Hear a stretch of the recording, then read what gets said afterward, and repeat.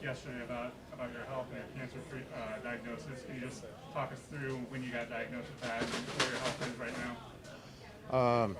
Branson, I was the first tournament in Branson that Friday morning about 3 o'clock. I don't know how else to say it, peeing blood, throwing up blood, and kind of passing a lot of kidney stones, I guess. And I had to withdraw, and then went to the hospital in Branson, did my blood work. Everything seemed to be okay. Thought it was just passing kidney stones, and then my back was really, really bad the second tournament. And I went back, saw the doctor. They think the kidney stones may have made the back really bad, or it might have been the kidney stones. So I withdrew and went home, got to Little Rock, went and saw a back doctor, to my knee doctor, Samuel Moore. And I apologize not remembering who my back doctor is right now, but he was awesome. And he did a CT, and he says, your back looks okay, but there's something going on in your bladder. I need to get you a urologist. And he immediately called a guy named Dr. Mooney in Little Rock there, and Dr. Mooney says, "Yeah, come in. We'll do a iodine CT scan." And they found a tumor in the bladder, and he says, "We got to go in and get it out." And so they got it out. Learned an awful lot in the last week about it.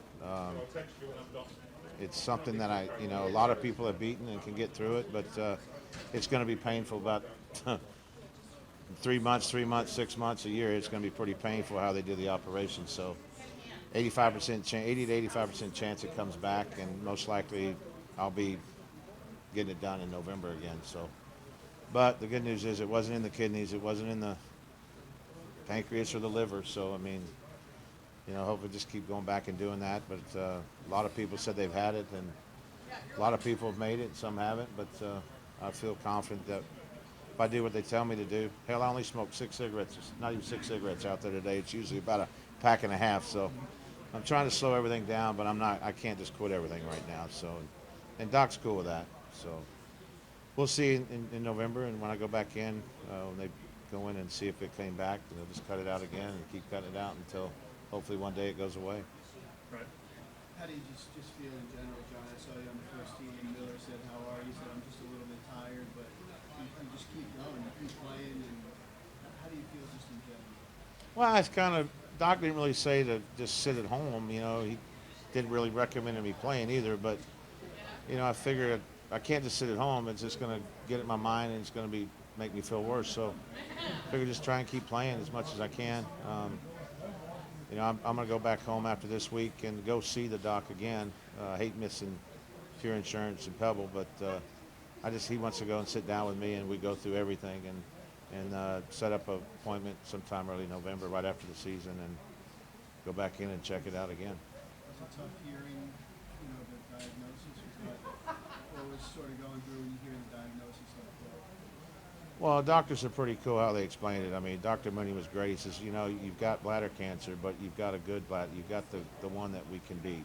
And if you change some things in your life, you can beat it, but it's going to be pretty painful. As people have had it, it's not the easiest thing.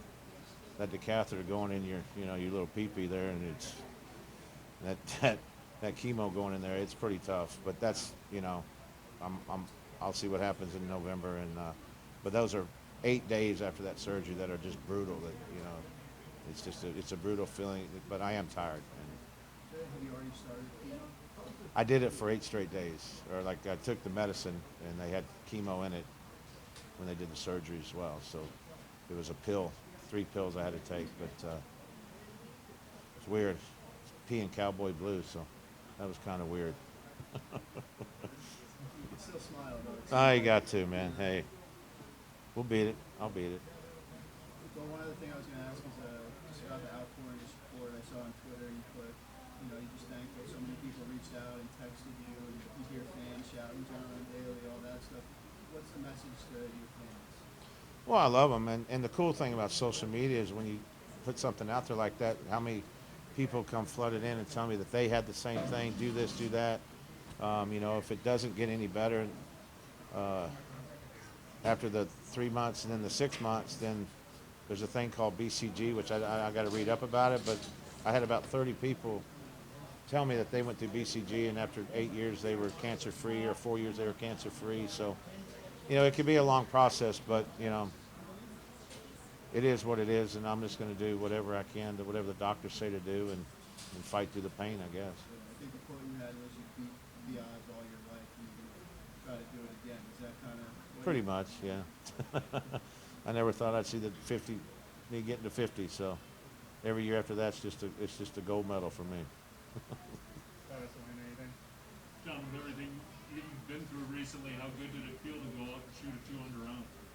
And that weather today was pretty brutal. I mean, what the course didn't play easy, but the golf course was in such great shape that, you know, we could play. The fairways were still decent enough that with all the rain.